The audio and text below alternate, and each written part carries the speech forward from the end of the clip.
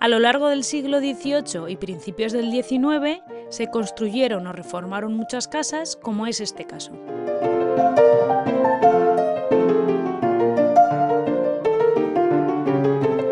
Este pueblo ha sido un punto de encuentro de artistas, escritores e investigadores.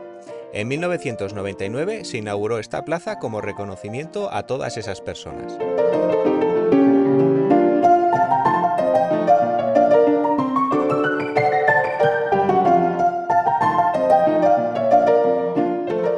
Recorriendo las calles os iréis encontrando con las diferentes casas donde vivieron algunos de estos artistas, como por ejemplo la casa de José Donoso, de Teresa Jassà o la de Joan Cabré.